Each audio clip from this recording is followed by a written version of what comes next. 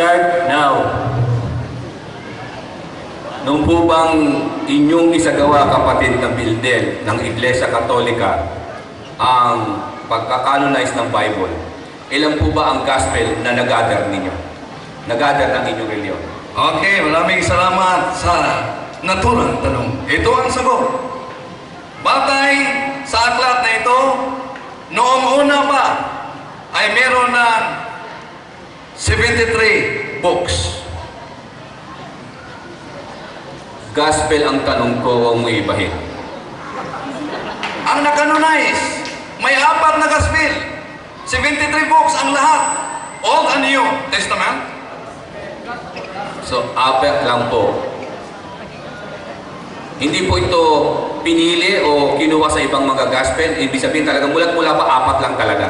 Natural. Ang Santa Iglesia, sapagkat siya ang may-ari, siya ang pumili kung alin. So, hindi niyo po sinasang-ayunan ang publication ng inyong simbahan. Ang naturang nakasulat sa aklat na yan o magasin ay talagang sinang-ayunan ko sapagkat hindi nakasulat ang salitang diwa at Bible is not inspired word of God. Ang layo ng sagot, grabe. Objection, moderator. Objection. Hindi niyo po sinasang. Objection, moderator. Objection. Okay, objection granted. Ulitin ko kung anong aming kasunduan. During the cross-examination, it must be direct questions. Avoid any commentary. Yun ang ginawa ko. Sunod na tanong. Okay, sunod na tanong. Hindi niyo po sinasang-ayunan ang publication ng inyong magazine na ito. Sinabi ko, sinang-ayunan ko ang publication sapagkat hindi nakasulat yan. Bible is not inspired word of God. Iyon ang ating paksa ngayon. Tinatanong nga kita muna kasi relevant to sa pinag-uusapan natin. Nandun yung sa rules natin eh. Kaya ako tinatanong sa iyo, kapatid. So hindi mo sinasang-ayunan na itong publication ito, sinasabi nila na merong mahigit na 50 pang gospel na hindi nila isinama. Ito ang sagot. Sabi ko maliwanag, sinang-ayunan ko ang publication na yan sapagkat hindi yan tumututol batay sa ating paksa. So, Bible in is other words inspired po word. pala, Huwag kang gagambala. Okay, tapusin muna natin sagot bago tayo. We have an agreement. Okay, okay. So okay, we'll proceed. Kapatid na Wendell, tinatanong kita, 4 na gospel mo lang po ba talaga ang tinatawag na inspire? Sang-ayon sa inyo? Sinagot na kita kanina.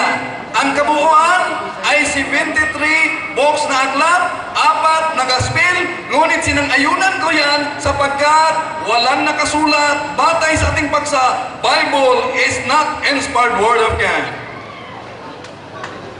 Sunod na tanong.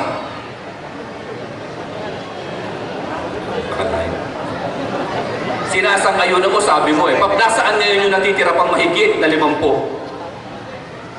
Okay, ito ang sagot. Sabi ko, sinang-ayunan ko yan sapagkat ang nakasulat na yan ay hindi atin sa ating proposisyon. Ang proposisyon ay nagsabi, resolve, huwag mo na kang gagambala, kapatid. Resolve that Bible is inspired word of God. Kung ang Biblia pala ay inspired word of God, in other words, hindi po ito pagan origin.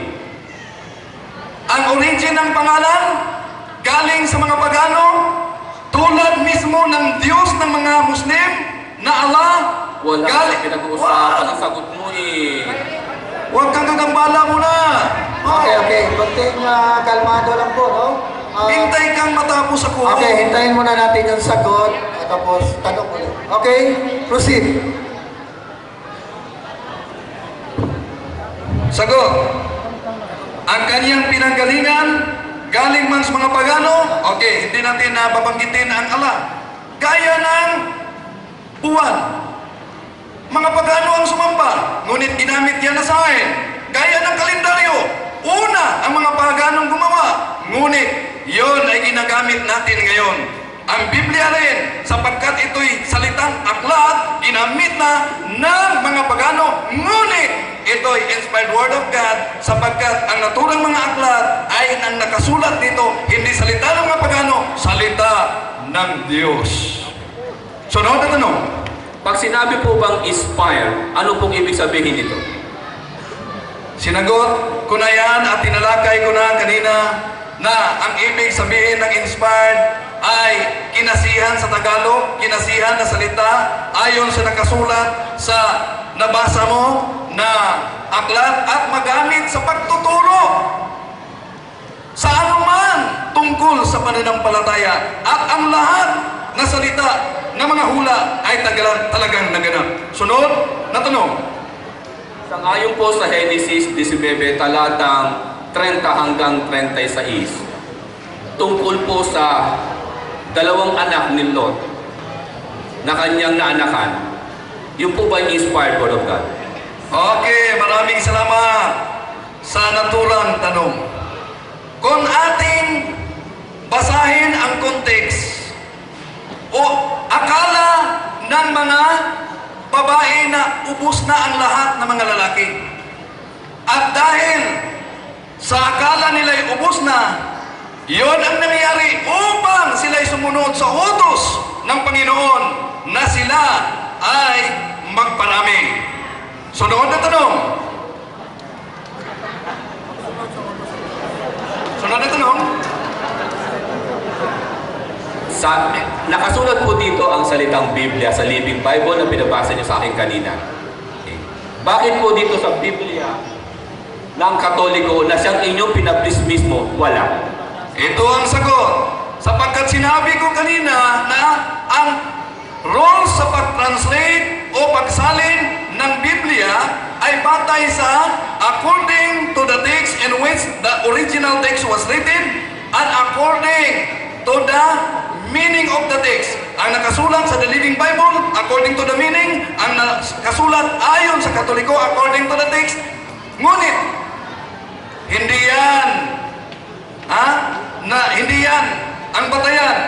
Ang sabi diyan, Bible is an inspired word of God. Pinatunayan mo gamit ang naturang talata. Kung kukuha po ko ng ilang Biblia dito, Okay. maniniwala po ba kayo na bawat isa'y nagkokontrahan? Okay, ito ang sagot.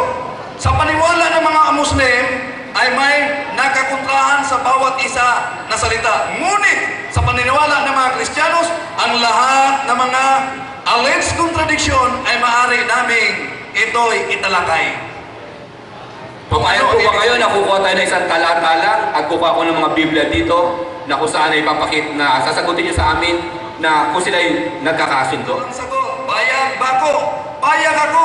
Kung may mabasa ka na Bible is not inspired word of God, kontra yun sa nakasulat ng binasa mo kanina na The Living Bible, talo na ako sa debate ito.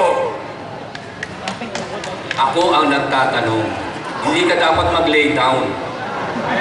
Mali yung ginawa mo. Objection. Objection. Objection. Okay, sandali lang. May challenge kasi. Okay. Objection, oo. Objection. Ito ang sagot ko. Ginamit mo ang The Living Bible, binasa mo ang ating paksa. Kaya, kung sabi mo, kung may nagkakontrahan sa naturang aklat o Biblia, kung may nakasulat man sa naturang aklat kahit sa Katoliko, na ang nakasulat Bible is not the inspired word of God, yun ang sinabi ko. Talo na ako. Alis ako sa Yun ang pagiging challenge. Katoliko. Tatanggapin mo ba yun? Hindi siya ang dapat magtanong. Ako eh. Okay, so ang sagot niya, mamaya na lang yan. Okay, wala nang comment. So, diretso na lang tayo sa tanong. Okay.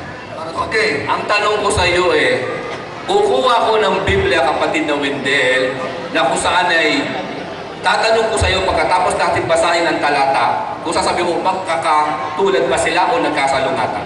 Okay, ito ang sagot ko. Inulit ang tanong, ulitin ang sagot.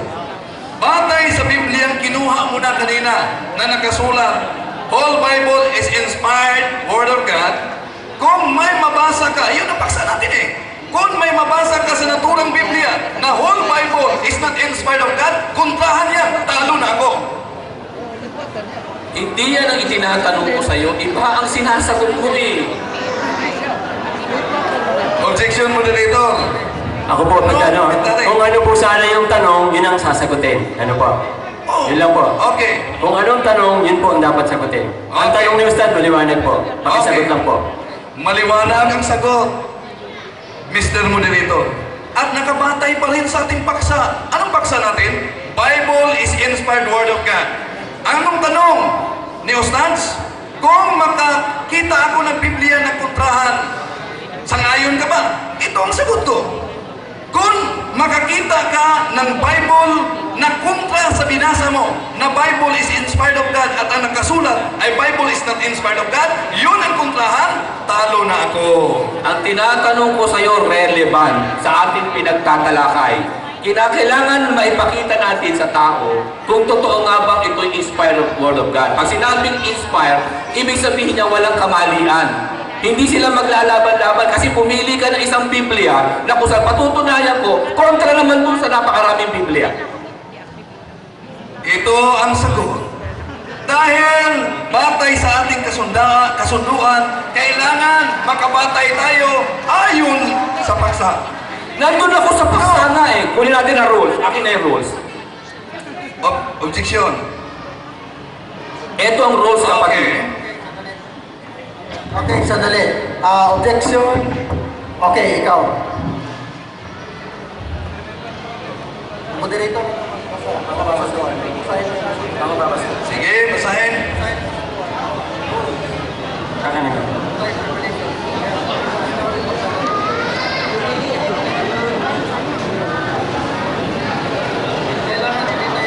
Yes, of course. Yes, of course. No.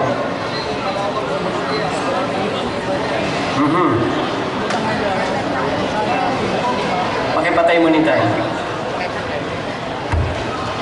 Okay, ito po rules of interpolation na po. 1. Question should primarily focus on arguments developed in the speech of your opponent.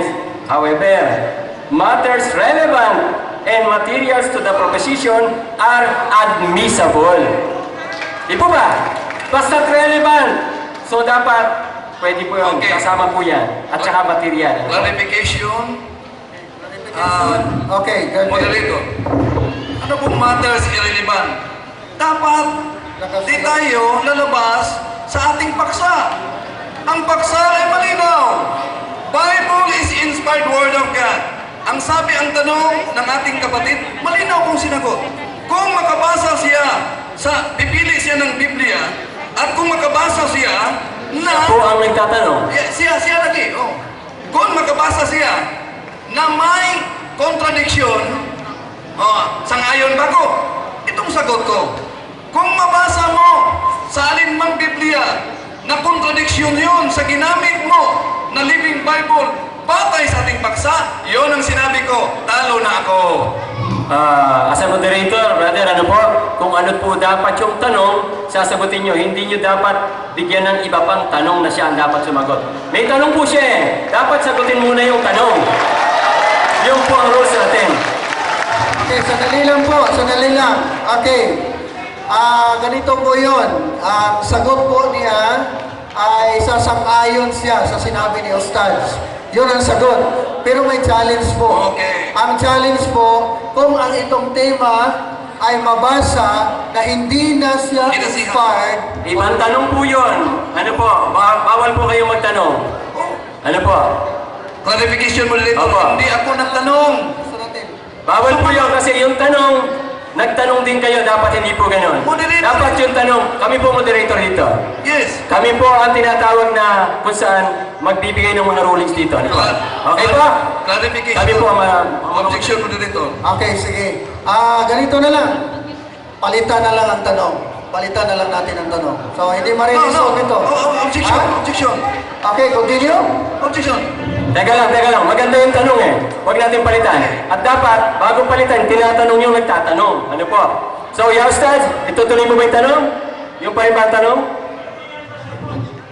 Magaang lang ang tanong ko eh. Huwag na magbibigay ng challenge kasi relevant sa matters na pinag-uusapan eh, kapatid na Bibdil eh. Miss, hindi tayo nagtatalo dito para tayo magpagalingan. Tayo ay nag-uusap para iparating natin sa tao kung ano ang totoo. Okay. Sagot. sagot. Relevant and matters. And what is our matter being discussed today? Yung paksa natin. Bible, Yung paksa natin. inspired word of God. Resolve that Oh, nasa- Bible di mo maalis. Huwag muna kang kagambalahan. No? Inspired book of God.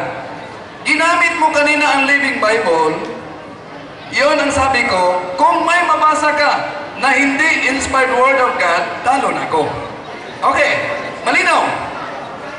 Ulitin ko po, ano po, wala po sa rules yan. Na siya nagtatanong, ikaw ang sasagot at hindi po kayo ang magtatanong. Kayo nagtatanong sa nagtatanong eh. Sagutin niyo po muna, Brother Wendell, ano po? Sagutin niyo po. Moderator, malinaw na hindi tanong ang aking Kung banggit. may mabasa ka, Hindi tanong ang aking Ano ba? banggit, moderator. Malinaw ang sabi ko. Kung ang mabasa mo sa naturang mga aklat, hindi yun na tanong. Kung mabasa mo sa naturang aklat, ay kontradiksyon ayon sa ginamit mo at binasa, yun ang sinabi ko, talo na ko. Oh. ano po ba ibig sabihin ng salitang kung? Di po ba patanong yun? Tanong yun eh, kung!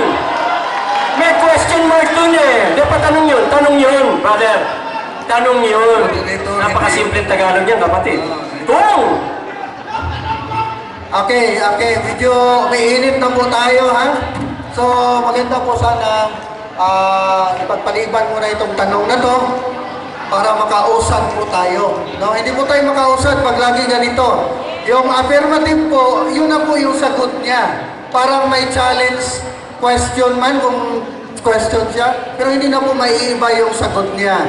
So, ang maganda dito, kung papayag si Ustads, palitan yung tanong. Kung papayag siya. Patuloy. Yung rules po, ano po?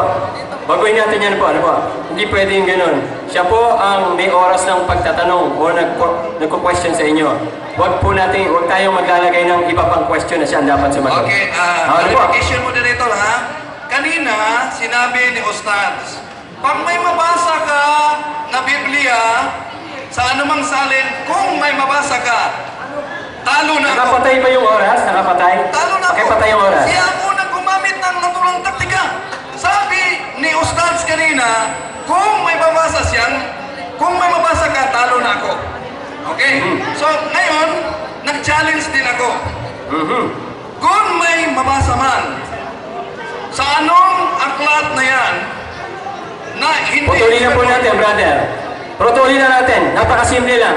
Halimbawa, sinasabi niyong mali yung ginawang challenge kanina ni Ustaz, gagayahin niyo po ba yung mali? Gagayahin po ba natin yung mali? Halimbawa, mali na yung ginawa ni Ustaz, gagayahin po ba natin yun? So, kung may mali na kayo nasilip doon, huwag na po natin gayahin. Bumalik tayo doon sa rules. Kung ano yung rules, walang gaya-gaya. Okay, sandali lang po. Moderator, clarification.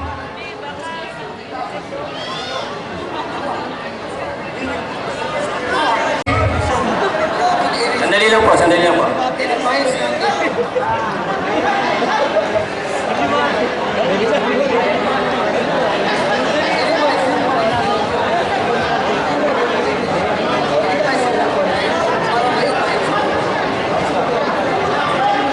So, papalitan niyo sa yung tanong, pero yun ding halos, ano po? Sandali muna. Hindi kailangan. Clarification muna sa aking side. Clarification. Wait, sandali lang po. Oh, clarification muna. Sandali po. Kami po ang moderator dito.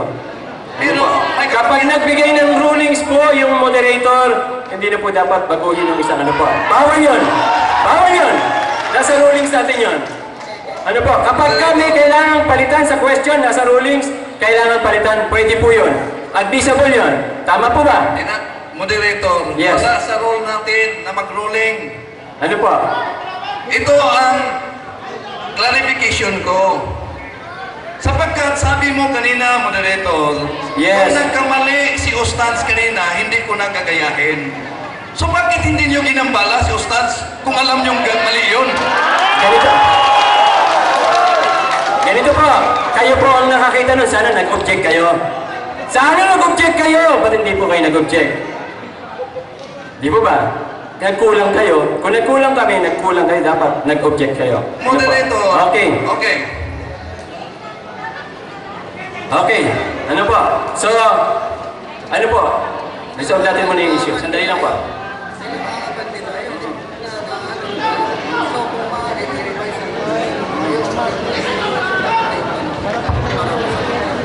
Kapayapaan. Ano po? Peace, loving people. Ano po? Kaya tayo maraming nagmamahal sa atin. Ano po? Okay. Okay, ano po?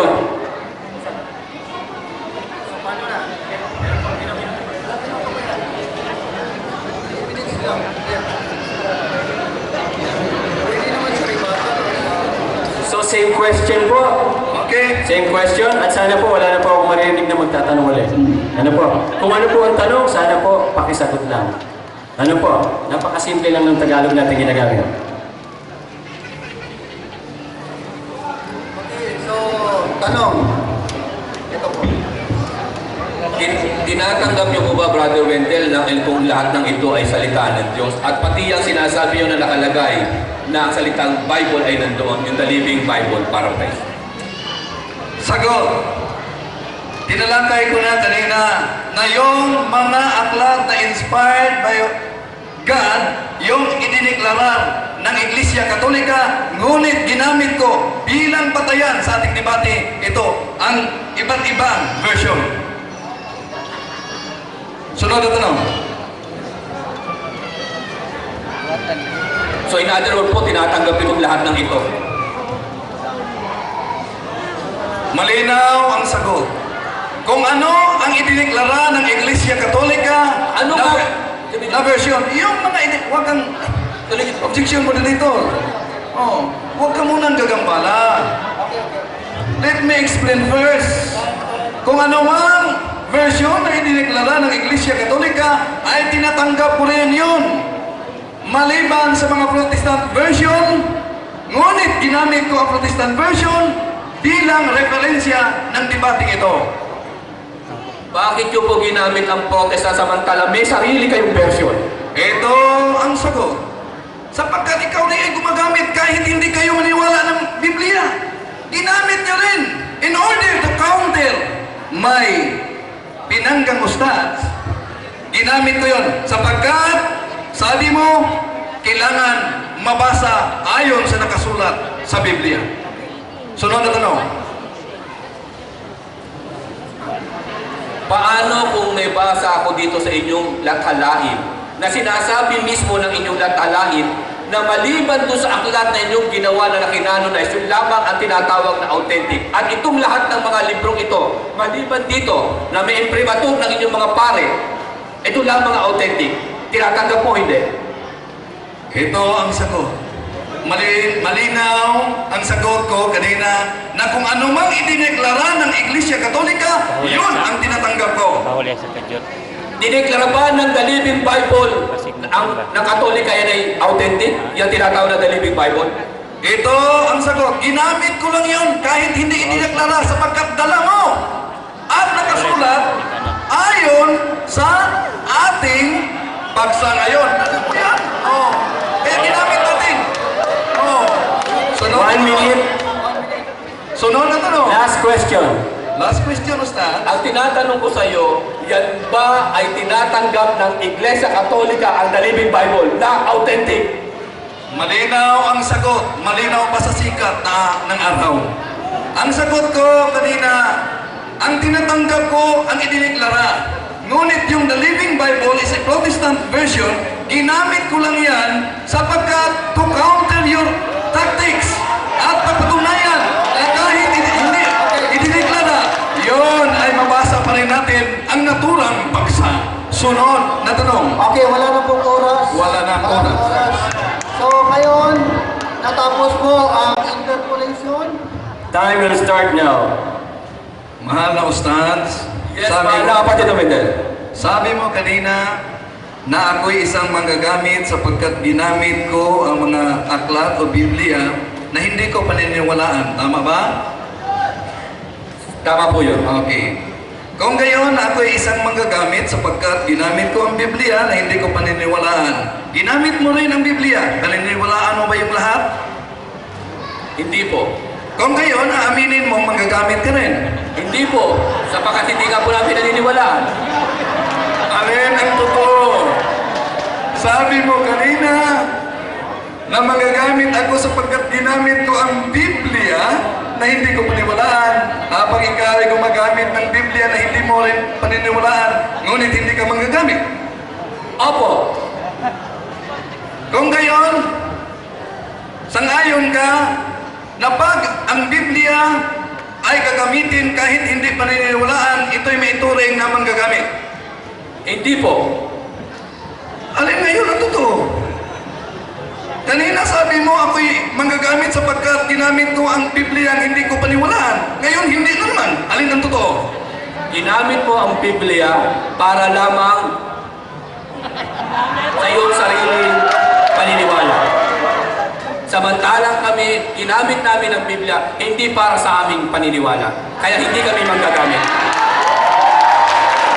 Hindi yun ang tanong ko. Okay, palitan ko na lang ang tanong. Ginamit mo ang Deuteronomio Kapitulo 6, talatang 4, Opo. na ang nakasulat sa Hebro ay ganito: Shela Israelio Elo Hailo Adonai Ihad. Opo. Okay. Kung mabasa ko sa Hebrong dala ko na ang nakasulat dito ay Shema Yisrael Yahweh Elohe Yahweh Ihad. Peke. Objection, moderator. Objection. Okay, objection. Come on. Nasa kasunduan natin during the cross-examination, walang gagambala. Sana ang ating kapatid na Ustads, hindi siya gagambala. Oh. Okay, Sapagkat sige. sabi niya ay peke ang naturang Hebro. Ngayon ang sunod kong tanong. Maaari bang ipakita mo sa harap ng ating moderator ang sinabi mong original sapagkat ang aking Hebro ay peke? Kapatid na Wendell, ang Arabic ay lolo ng Hebrew. Kaya kami ang may karapatan na magsabi kung ang tamang pagbasa nito ay naayon sa tamang pagbigkas. Objection, moderator. Objection. Hindi ko tinanong kung sila ba ang may-ari sa Arabic. Malinaw ang tanong ko, kaya kailangan sagutin. Okay, ulitin ang tanong. Sandali lang po. Kapag nagtanong ka, dapat tanggapin mo ano man ang sagot niya, sang-ayon ka man o hindi. Basta't sumagot siya, tanggapin mo, sang-ayon ka o hindi, dapat mong tanggapin yung sagot niya. Tama man o mali, sumagot siya. Nagtanong ka, dapat siya ng rules yan. I will rephrase my question. Kung gayon, aaminin mo, Ustads, na hindi mo ipakita yung ginagamit mong Hebro. Wala nga pong original nito sa aking mga pagpapahayag kanina eh. Kayo po may problema niyan. Sapagkat yung Hebreo niyan ay nabasa ko lamang po sa mga aklat na mga lumang tipan na kung saan ay may salin ng Hebrew. Kaya nga, saan mo nabasa? Maipakita mo ba ang naturang aklat na yun talaga ang nakasulat? Wala po akong dala niya, kundi yan po ay binasa ko lamang sang-ayon po sa mga ipinanathala ng inyong pong pahayagan. Very good. Sunod na tanong. Ginamit mo kanina ang Aramaic. Na ang sabi sa naturang Aramaic, sabi mo, Shema Adonai Esnalio Ihad. Opo. Okay. Kung mabasa ko naman sa naturang Aramaic, ang nakasulat ay ganito, Shema Israel Adonai Eloheno Adonai Ihad. Sang-ayon ka ba na binaluktot mo ang naturang talata? Hindi po. May pakita mo ba ang Aramaic na pinagbatayan mo? Wala po akong dala sapagkat binasa ko lang po yan eh. Okay. Very good. Tahimik lang po ha, kung ano man po isasagot ng ating tinatanong, sang-ayon man kayo o hindi, dapat tanggapin nyo. That is the ruling. Sunod na tanong. Sabi mo kanina ang Biblia ay diwa lang. Opo. Ngayon ang tanong, ang diwa ba ay maituring na testimony of Allah o hindi? Testimony of Objection, moderator. Okay, pakiulit yung tanong. Hindi masyadong narinig ng ating tagasagot. Okay? Objection, moderator. Okay, objection, gantin. Saman. Ang unang gawain ng ating kapatid ay sumagot, hindi magtanong. Okay. So, iwasan ang pagtatanong, iulit natin yung tanong at mapakinggan ulit ni Ustads. Kaya pakinggan mo kapatid, Ustads, sapagkat ang Biblia ay diwa lang. Ang diwa ba ay maituring na testimony of Allah o hindi? Depende po. Kung gayon, sangayon ka na ang diwa ay maituring na testimony of Allah. Depende nga po. Bakit depende? Kung ang original po nito pinanggalingan ay talaga may mapagpapatayan, maaari natin testimony. Okay. Ayon sa footnote ng Quran, sinabi dito na ang Exodus chapter 25 verses 10 up to 22 ay tinatawag, it was to contain the testimony of Allah. Sangayon ganito. Commentators po ng author yan eh. Sangayon ka ba sa commentator ng Quran o Pag-aaralan po muna natin bago ko sa ayunan. kung gayon, siya ba'y nagtuturo ng kamalian? Pag-aaralan po muna natin. So bilang ustads, aaminin mo na ang nakasulat na footnote, hindi mo ba napag-aralan? Napag-aaralan ko po. Kung gayon na napag-aralan mo na, bakit sinabi mong pag-aralan mo ba? Sapagkat hindi pa sapat ang pag-aaral. Okay. Honest question. Honest question. Answer. Sinabi ko kanina na isang batayan na ang Biblia ay kinasihang salitang Diyos sapagkat ang mga hula nito ay naganap. Sangayon ka ba na ang mga hula ay naganap? Meron po, kapatid na Wendell. Very good. Ginamit ko kanina ang hula ng Panginoong Hesus ay naipako o ipapako. Ngayon, sangayon ka ba na ito ay naganap o hindi? Ito po ang gumamit kanina, ako po ba o kayo? Objection mo dito. Objection mo dito. Okay, objection, granted. Clarification lang, 1 minute. 1 minute lang. Isang minuto na lang. Makikinig ang aking kaibigan na mabuti sa anumang tanong. So, ulitin po yung tanong para maisagot po ni Ustads. Oh. Ang tanong ko, ginamit ko ang hula tungkol sa pagkapako ng ating Panginoong Hesus. Ginamit ko ang hula tungkol sa pagkapako. Kaya, ang tanong ko, ito ba'y naganap batay sa footnote ng Quran o hindi? Bakit po footnote? At saka wala po tayong relevant to ni Quran. Objection mo na dito. Dito, objection kasi Quran eh. Mamaya pa yun eh. Okay. Nagmamadali ka. Okay. Clarification. That will be your last question. No more. Oh, last no more question. time. Okay, last question. Okay po, natapos na po yung question, interpolation sa loob po ng 15 minutes. Ngayon po ay susunod na po yung mga rebuttal nila. No?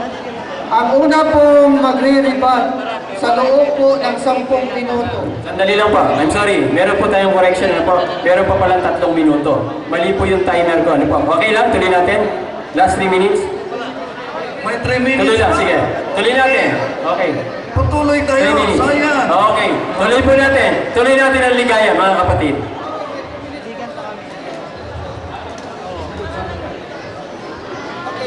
Okay. Kaya ang tanong ko, ito, hinulaan, ginamit ko ang hula kanina na ang Panginoong Hesus ay mamamatay. Ang tanong, ito ba'y naganap na siya'y namatay batay sa aklat na isinulat ng isang Muslim?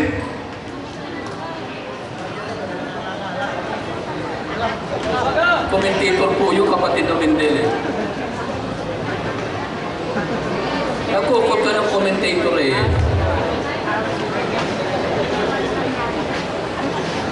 Pwede dito? I-clarify po natin. kung Okay, sabi po niya, nagkukot ng commentator. Okay, ano pa ba ang ruling dito? So, ayaw sagutin po ng negative side dahil ang tanong po ay kinukot sa commentator ng Quran ba yun? Oh. So, ayaw niya sagutin dahil yung tanong ay galing po sa commentator. Mamaya na. So, palitan na lang siguro. clarification muna Okay, dito. clarification granted. Ang sabi ko, batay sa hula si Kristo ay mamamatay. Batay sa hula. Ginamit ko ang kanilang aklat sapagkat kung aklat ng Kristiyanos ang gamitin ko, ito'y bias. Okay. Kaya aklat nila ang ginamit ko. Okay, tanong natin kayo, Stads. Tatanggapin mo ba yung tanong na yan? Clarification, basahin muna yung commentation. Okay, gusto lang niyang ipaliwanag at mabasa yung totoong sinabi ng commentator. Okay, Saka mo daw basahin natin. siya. Okay, sige. Ayon sa page 67, ito'y paghahambing. Si Muhammad ay namatay. Ang kaniyang kamatayan ay pangkaraniwan. Si Jesus ay namatay. Ang kaniyang kamatayan ay hindi pangkaraniwan. Totoo ba ito o mali? Mali. Kung gayon, aaminin mo na ang aklat na ito, objection moderator, kung maaari, walang sasali sa amin. Sino po yung mga speaker natin? Okay, sige po. Dalawa. Continue po. Okay. Continue. Nakikinig sa Kung gayon, kapatid Ostads, aaminin mo na ang nakasulat sa inyong libro ay mali. Hindi po. Sapagkat yung po ay pangahambing, kapatid na Wendell. Okay, yun na lang, yun na lang. Oh, yun na lang. Okay. So, unang tanong, kapatid Ostads, sinabi mo kanina na si Muhammad ay hindi marunong sumulat at hindi marunong magbasa. Opo. Ang tanong, ano ang nakasulat sa Sahih Bukhari, Volume 4, Book 52, number 191, narrated by Abdullah Ibn Abbas? Wala po tayong dala ngayon yan. Paano po natin ngayon mababasa? Kung gayon, aaminin mo bilang ustad, hindi mo alam kung anong nakasulat. Dapat dala-dala mo yan. Wala akong dalang ganyan eh. Ito dapat. Sunod na tanong. Sangayon ka ba na batay sa nakasulat sa Sahih Bukhari, Volume 4, Book 52, number 191, narrated by Abdullah Ibn Abbas, Allah's apostle wrote a letter to Caesar and invited him to join in Islam. Opo. Kung gayon, sino itong alang apostles? Si Propeta Muhammad po. Kung gayon, batay sa nakasulat sa naturang hadith, sa ngayon kang marunong siyang sumulat. Hindi po. Bakit nakasulat sa naturang hadith, wrote a letter? Sa Bukhari, chapter 2, verse 95, si Propeta Muhammad ay may mga scribe. Kung gayon, hindi totoo na siyang sumulat. Hindi po. Saan Pinasulat niya. Ibig sabihin, pag sinabi pinasulat, siya na rin ang sumulat sa mga emperor. Sa Saan? mga siyang pipirma. Saan natin mabasa sa hadith na yung mga eskriba niya ang sumulat? Napakarami pong hadin yan eh. Hindi nyo rin po tala, hindi ko tala. Para po tayo magkakaintindihan. Pero alam mo, natatalakayin natin yan. Hindi ko po alam, ano pala, Diyos po ba ako? Para malaman kong bagay na yan. Okay. So kung gayon, sangayon ka na ang batayan ayon sa aklat ninyong mga Muslim ay Quran at Hadith. Opo. Bakit hindi mo dinala ang Hadith na yun ang batayan natin? Sapagkat po, ang batayan, ang pag-uusapan po natin ay Quran, hindi po hadith eh. Pero kung may nakalagay po, Quran at hadith, dadali ko lahat! Okay. Sunod na tanong. Sabi mo na nag-memorize si Muhammad sa Quran. Totoo ba ang nakasulat sa inyong aklat, page 30, na nakasabi, sa taon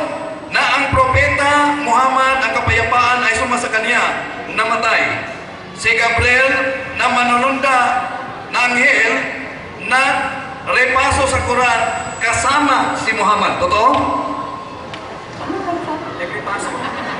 Alam mo naman yata ng Tagalog na yan. Ulitin mo kapatid. Okay. Sapagkat ito ay naisulat sa Cebuano, meron tayong marunong mag-Cebuano. Okay. I-translate na. Marunong ka pakibasa. Pakibasa. Masyadong malayo. Pakibasa. Page 30. Si Gabriel ang manulunda na anad mag-insayo sa Quran uban sa propeta. Ang kalinaw man na kanya. Makausa sa usa ka tuig. Sa tuig nga ang propeta ang kalinaw man na kanya namatay, si Gabriel nga manulunda nag-insayo sa Quran uban kaniya makaduha. Tatagalogin natin ha. Si Gabriel, si Anghel Gabriel na Espiritu ng Allah nag-iinsayo sa Quran kasama ang Propeta Muhammad sallallahu alaihi wasallam isang beses sa isang taon. Si Gabriel, si Anghel Gabriel,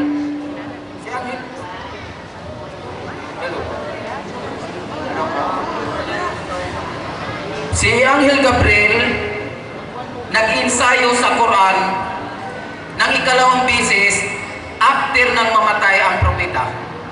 Yun ang pagkasalin.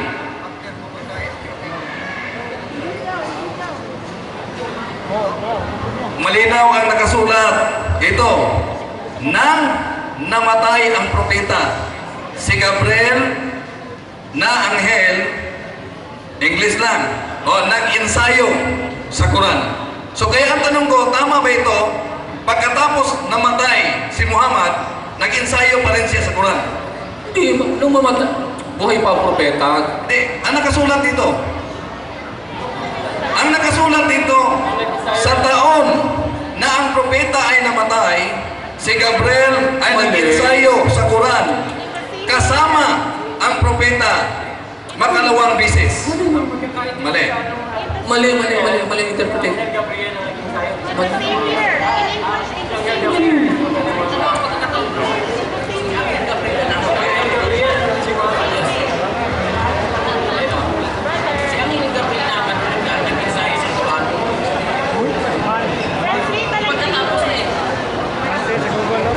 Okay, so basahin natin ha.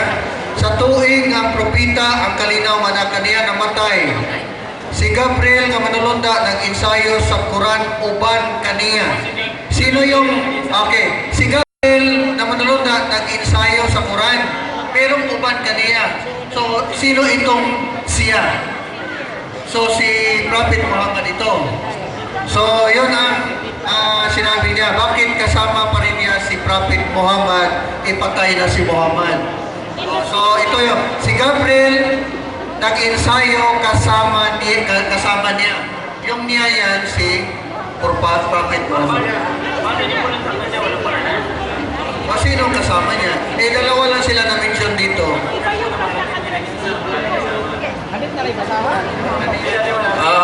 Okay, palitan natin sapagkat Malabo. pinalungtod nila. Malabo. Okay, ito. Hindi, Sunod na brother, tanong. brother, hindi. Para Sunod na tanong. Sige. Okay. Sunod na tanong. Sinabi mo kanina na ang sambahin ay isa lamang na Diyos. Batay sa Quran. Opo. Batay rin sa footnote ng Quran, wala bang Muslim na sumasamba kay Muhammad? Well, sa totoo lang po, di lang po pwede namin sambahin si Propeta Muhammad sallallahu alaihi wasallam sapagkat siya po ay propeta. Siya'y tao na katulad ng mga propetang nauna pa. Pantay-pantay ang aming pagtingin ko. Kung may ipabasa ako sa moderator sa footnote mismo ng Quran na may mga Muslim sumasamba kay Muhammad, sa ngayon kang nagkamali ka. Hindi po Muslim yun. Kung ngayon, sino ang sumasamba kay Muhammad? Abaya, wala po sumasamba kay Propeta Muhammad. Walang sasamba kay Propeta Muhammad na Muslim. Sino ang tinutukoy ayon sa footnote na Quran na sumasamba kay Muhammad? Well, siguro, malamang yung ibang mga tao niya, pero hindi Muslim. Kasi ang Muslim, hindi nila masasamba kay Propeta Muhammad. So ngayon, aaminin mo na hindi mo alam kung sino talaga ang sumasamba kay Muhammad. Pananagutan niya, brother. Oh. Okay. Ang Muslim, hindi sasamba kailanman sa tao. Sunod na tanong. Sabi mo na ang Quran ay salita ng Allah. Ito Opo. ay pinahayag. Sa Opo. ayon ka ba, nabatay mismo sa aklat ng Muslim, hindi mismo si Allah ang nakipag-usap kay Muhammad? True Angel Gabriel po, sa pamamagitan ni Archangel Gabriel. Ulitin ko ang tanong. Sang-ayon ka ba na hindi mismo si Allah ang nakipag-usap kay Muhammad? Opo naman, sapagkat ito sa pamamagitan nga po ni Archangel Gabriel. Sang-ayon ka rin na hindi sinabi mismo ng Muhammad, ng Allah kay Muhammad, na ang nagpakita sa kanya ay anghel. Ay, diretso po sinabi ng banal na Quran yan na ang nagpakita kay Propeta Muhammad ay Archangel Gabriel. Ibig kong sabihin, personal na sinabi mismo ng Diyos na anghel niya? Nandito po sa banal na Quran yan. Sinabi ng Diyos personal? Opo. Okay. Basa po tayo.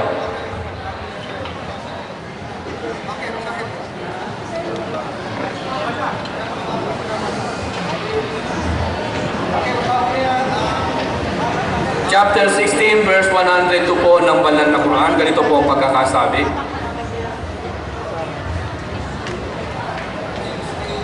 Verse 102 ng banal na Quran. Ito po ang pagkakasabi. Sabihin mo, O Muhammad sallallahu alaihi wasallam, Ruh al-Qudus, Jibril Gabriel has brought in the Quran, na si Angel Gabriel ang nagdala ng Quran kay Propeta Muhammad mula sa Panginoong Allah.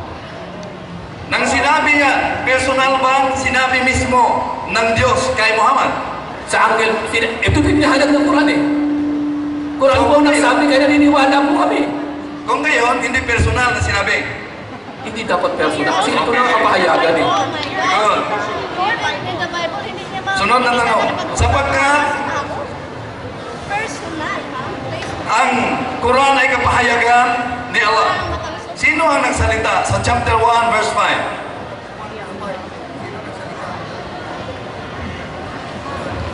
Yan po ay sa kasakop ng Surah Al-Fatiha. So ang nagsalita po dito, kumpleto po ang banal na Quran, ito po ay salita lamang ng dakilang tagapaglikha, ang Allah. Buong-buo po ito, bawat letra nito mula sa Allah. Wala pong salita dito sa Propeta Muhammad sallallahu alaihi wasallam. Okay, si Allah ang nagsalita. Anong sinabi ni Allah batay sa naturang ayah?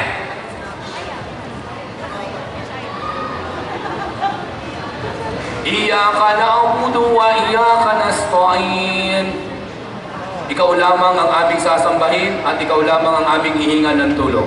Kung gayon sangayon ka na batay sa naturang chapter and verses, si Allah ay sumamba ni Allah. Hindi po! What? Objection, moderator. Objection, moderator. Ano ang objection? Patapusin muna ako. Okay, sige. Pakinggan natin ang sagot. Tanong muna. Okay. Ang tanong, Sino ang nagsalita? Ikaw lang ang aming sambahin. sino nagsalita? Ang Allah. Sino ang sasambahin batay sa salita ng Allah? Ang Allah. Kung gayon, batay sa naturang talata, ang Allah ay nagsabing si Allah ang sambahin. Mali. Kung mabasa ko na ang sinabing ikaw lamang ay sasambahin, ay tumutukoy ito kay Allah. Sangayon ka? Opo. Nang sinabi ng Allah, ikaw lamang ang aking sasambahin, sinong sasambahin ni Allah? Tinuro po ng Allah sa mga mananampalataya kung paano ang pagtawag sa Kanya.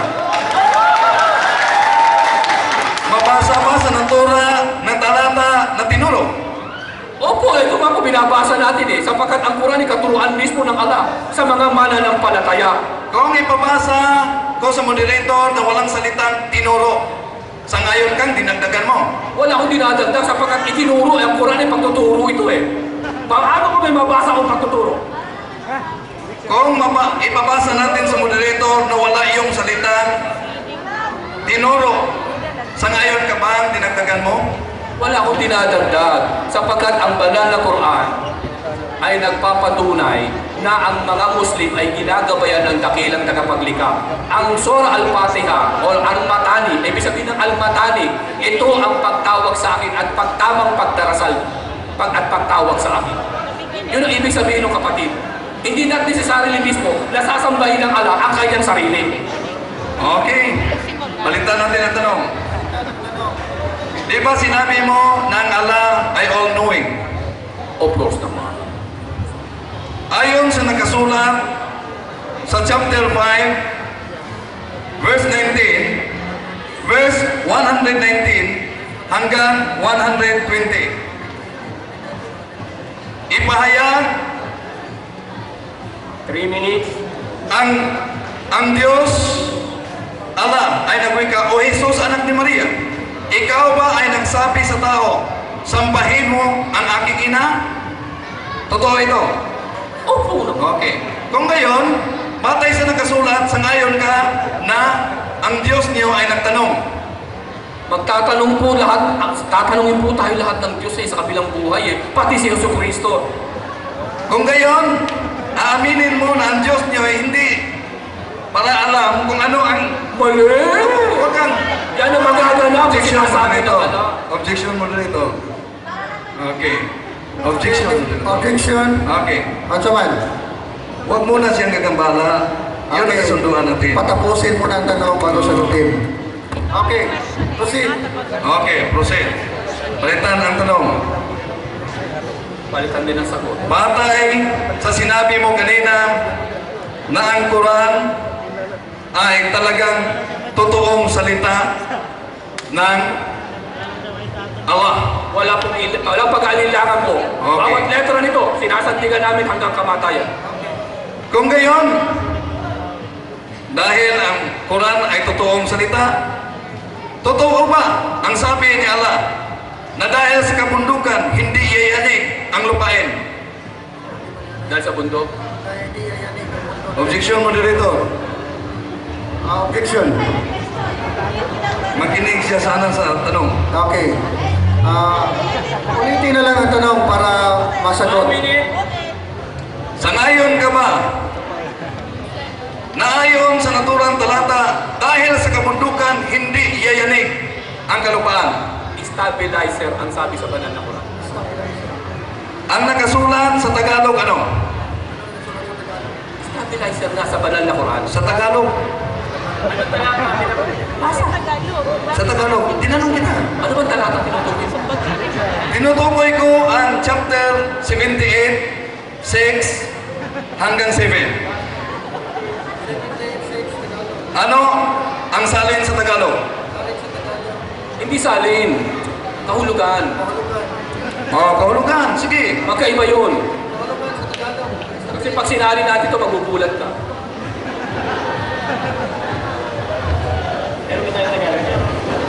Tagalog to. Ganito sabi ha. Ito po yung babasahin po natin para sa karamihan ha. Ganito po. Ito po yung pinakamalapit na kahulugan sa lingwaheng maunawaan natin. Hindi ito yung Quran ha. Ulitin natin, ito yung pinakamalapit na kahulugan sa lingwaheng maunawaan natin. Ito po yung pinakamalapit. 6. Hindi ba ginawa namin ang kalupaan na malawak bilang himlayan at ang mga bundok bilang mga talaso na pampatatag ng kalupaan? Pampatatag ng kalupaan? Yun po binabagay sa Tagalog. Okay. Okay, no more time. Ano po? We are running out of time. Ano po ba yung tinatanong nyo? Total na itanong na. Okay. Ano po Kung mabasa ko sa ibang Tagalog na hindi yayanig, sangayon ka? Tagalog na Quran? Translation. Kahulugan lang po yun. Yung translation. Kahulugan ito. Okay, balitan ang tanong. Wala nang oras. Okay.